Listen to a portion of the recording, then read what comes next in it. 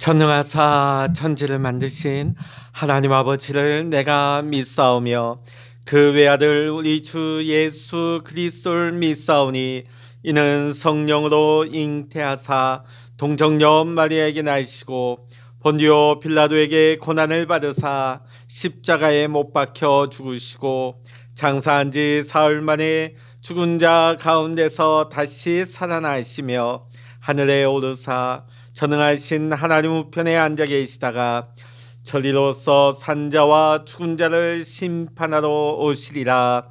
성령을 믿사오며 거룩한 공회와 성도가 서로 교통하는 것과 죄를 사하여 주시는 것과 몸이 다시 사는 것과 영원히 사는 것을 믿사옵나이다. 아멘.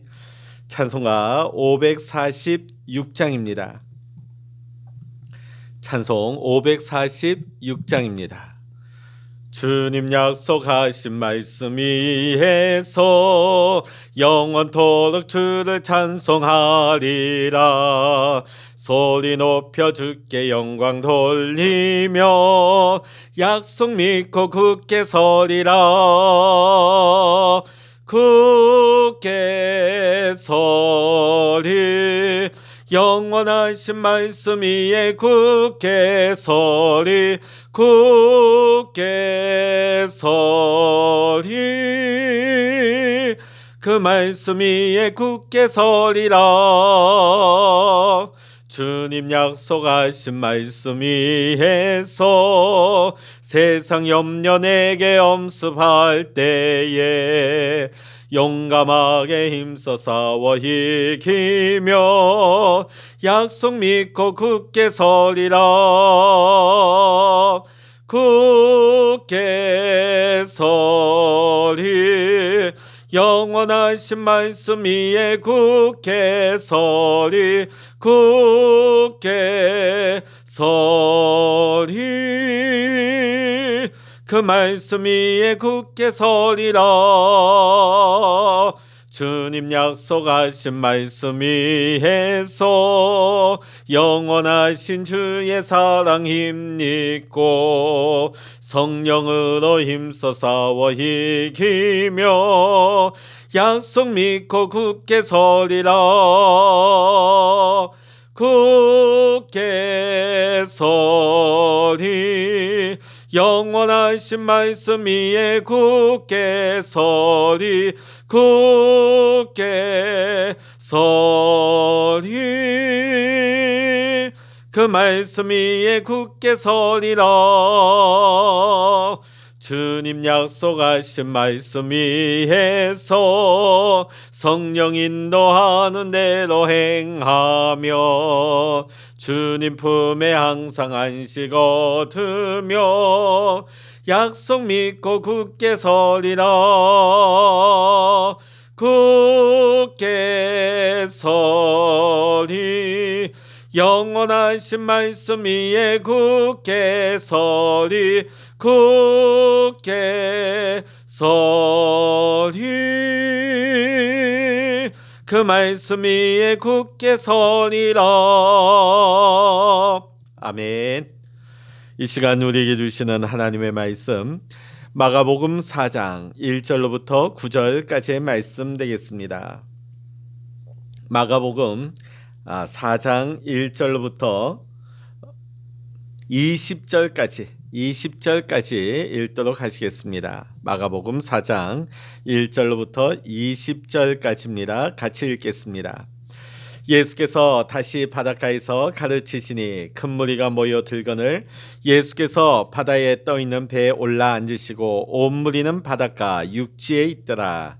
이에 예수께서 여러 가지를 비유로 가르치시니 그 가르치시는 중에 그들에게 이르시되 들으라. 씨를 뿌리는 자가 뿌리러 나가서 뿌릴새 더러는 길가에 떨어짐에 새들이 와서 먹어버렸고 더러는 흙이 얕은 돌밭에 떨어짐에 흙이 깊지 아니하므로 곧 싹이 나오나 해가 돋은 후에 타서 뿌리가 없으므로 말랐고 더러는 가시 떨기에 떨어짐에 가시가 자라 기운을 막으므로 결실하지 못하였고 더러는 좋은 땅에 떨어짐에 자라 무성하여 결실하였으니 30배나 60배나 100배가 되었느니라 하시고 또 이르시되 들을 귀 있는 자는 들으라 하시니라. 예수께서 홀로 계실 때에 함께한 사람들이 12제자와 더불어 그 비유들에 대하여 물으니 이르시되 하나님 나라의 비밀을 너희에게는 주었으나 외인에게는 모든 것을 비유로 하나니 이는 그들로 보기는 보아도 알지 못하며 듣기는 들어도 깨닫지 못하게 하여 돌이켜 죄사함을 얻지 못하게 하려 함이라 하시고 또 이르시되 너희가 이 비유를 알지 못할진대 어떻게 모든 비유를 알겠느냐. 뿌리는 자는 말씀을 뿌리는 것이라. 말씀이 길가에 뿌려졌다는 것은 이들을 가리킴이니 곧 말씀을 들었을 때에 사탄이 즉시 와서 그들에게 뿌려진 말씀을 빼앗는 것이요 또 이와 같이 돌밭에 뿌려졌다는 것은 이들을 가리킴이니 곧 말씀을 들을 때에 즉시 기쁨으로 받으나 그 속에 뿌리가 없어 잠깐 견디다가 말씀으로 인하여 환난이나 박해가 일어나는 때는 곧 넘어지는 자요 또 어떤 이는 가시떨기에 뿌려진 자니 이들은 말씀을 듣기는 하되 세상의 염려와 재물의 유혹과 기타 욕심이 들어와 말씀을 막아 결실하지 못하게 되는 자요 좋은 땅에 뿌려졌다는 것은 곧 말씀을 듣고 받아 30배나 60배나 100배의 결실을 하는 자니라. 아멘. 할렐루야. 오늘도 이 아침 함께 기도하시는 우리 사랑하는 모든 믿음의 성도 여러분에게 하나님의 크신 은혜와 평강의 축복이 이 시간 여러분 모두와 함께 하시기를 주의 이름으로 간절히 축원합니다. 오늘 예수님께서는 씨 뿌리는 자의 비유에 관해서 오늘 말씀을 듣는 이들의 그 자세와 반응에 따라서 네 가지 그 마음으로 나누일 수 있다 하는 것을 비유의 말씀을 들어 말씀하고 계시는 것입니다. 오늘 본문 말씀에 나오는 첫 번째 마음의 상태는 길가밭입니다. 팔레스타인 지방에서 농부들은 우기가 시작되는 10월에서 11월이 되면 씨앗 주머니를 허리춤에 차고 밭에 나가 씨앗을 뿌립니다. 자, 그런데 씨앗의 무게가 가볍다 보니까 때로는 불어오는 바람에 날아가서 씨앗이 길가에 떨어지기도 하였던 것입니다. 자, 길은 어떤 특성이 있습니까? 땅이 굳어 있죠. 딱딱하기 때문에 씨앗이 좀처럼 뿌리 내리기가 쉽지가 않는 것입니다. 자, 여기에서 씨앗이 뿌려졌다 하는 것은 하나님의 말씀을 들었다 하는 것을 의미하는 것입니다. 자, 그런데 길가가 딱딱해서 씨앗이 땅에 들어가지 못하니까 그 길가밭 위에 뿌려진 씨앗을 공중나는 새가 와서 먹어버렸단 말씀이죠. 오늘 이 공중의 새는 바로 사단을 의미하는 것입니다. 새가 길가에 뿌려진 씨를 먹는다 하는 것은 말씀을 받았지만 그 단단한 마음을 말씀이 뚫지 못하고 그 말씀이 마음속에 들어가고 뿌리 내리질 못하니까 그 말씀을 사단에게 빼앗기고 마는 것입니다. 마음이 딱딱하게 굳어 있다 보니까 교회에 앉아서 말씀을 듣기는 듣습니다. 그런데 그 말씀에 아무런 은혜도 아무런 감동도 느끼지 못하는 것입니다. 그러니까 교회를 오래 다녀도 어떠한 열매도 어떠한 변화도 어떠한 거룩한 삶도 살아갈 수가 없게 되는 것이지요. 매 주일날 교회 와서 말씀을 듣기는 하는데 말씀에 대한 기대도 없고 말씀에 대한 사모함도 없는 것입니다. 그러다 보니 그 말씀이 삶 속에 아무런 뿌리도 내릴 수가 없게 되는 것이지요. 자, 그렇다면 이 말씀이 단단하게 굳어져 버린 그 마음속 깊이 들어가려면 어떤 일을 해야 될까요? 마음을 기경해야 합니다. 기경한다는 것은 무엇입니까? 논밭을 갈아엎어주는 것이지요. 자, 땅은 삽이나 쟁기로 갈아엎어주면 되지만 우리의 마음은 어떻게 갈아엎겠습니까? 어떻게 하면 우리의 마음을 부드러운 마음으로 바꿀 수가 있겠습니까? 그것은 예수 그리스도께서 십자가에 달려 죽으신 그 사건이 바로 나 같은 죄인을 구원하시기 위한 사실이다 하는 것을 우리의 가슴 깊이 새기면서 우리 마음속 깊은 곳에 자리 잡고 있는 죄를 철저하게 주님 앞에 회개하는 것입니다. 그것이 내 마음을 주님 앞에 갈아엎는 것입니다. 회개하는 것이야말로 우리의 마음을 기경하는 것이요 갈아엎어서 부드럽게 만드는 것입니다. 예수 그리스도의 십자가 앞에서 철저하게 회개를 경험한 사람만이 온유해진 마음의 밭을 가질 수가 있는 것입니다. 그 온유해진 마음 가운데 말씀이 심겨질 수 있는 것이지요. 두 번째 밭을 보면 돌밭과 같은 마음이 나오고 있습니다. 이스라엘 지역의 그 토지는 석회질 지역이 참 많다고 합니다. 겉에는 흙처럼 보입니다. 그러나 조금만 그 밑에 들어가 보면 석회암 지질이 있어서 돌밭입니다.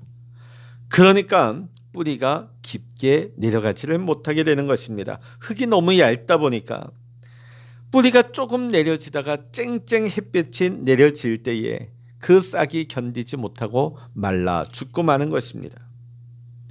이 뜻이 무엇일까요? 처음 우리가 말씀을 받을 때는 기쁨으로 받습니다. 고개를 끄덕이며 그 말씀에 동의하기도 하고 때로는 하나님의 말씀에 눈물 짓기도 합니다.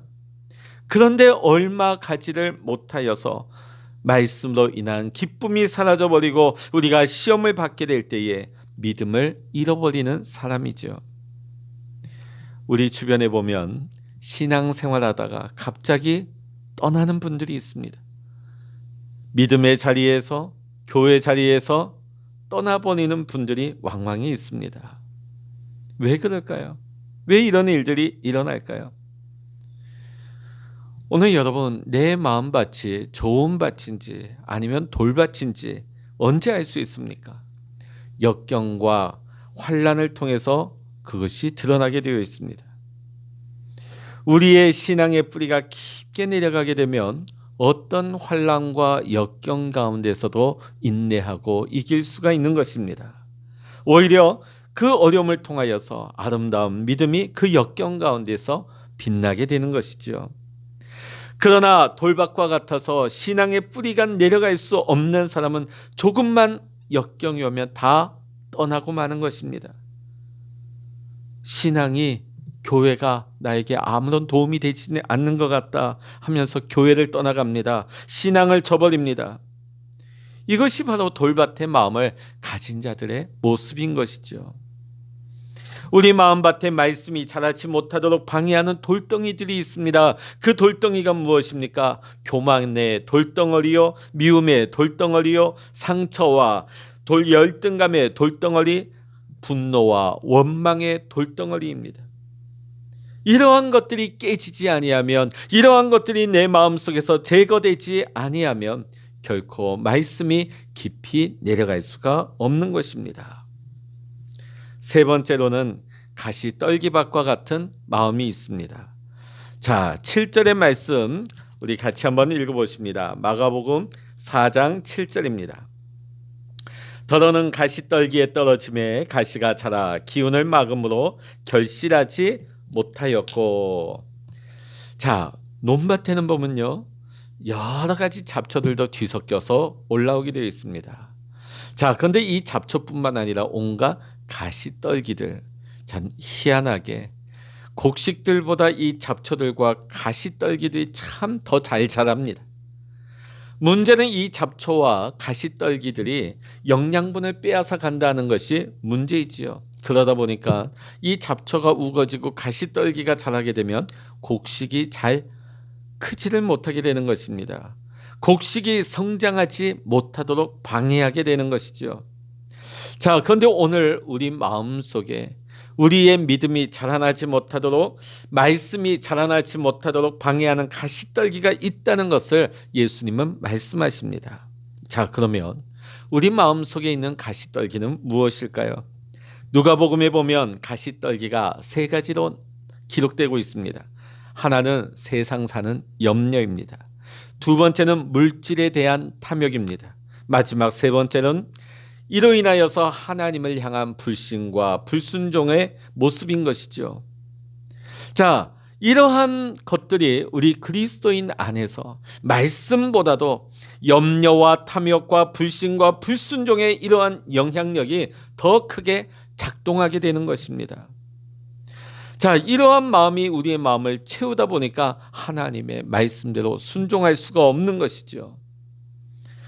자, 하나님의 말씀보다도 세상이 더 급합니다. 세상에 먹고 사는 문제가 더 시급합니다.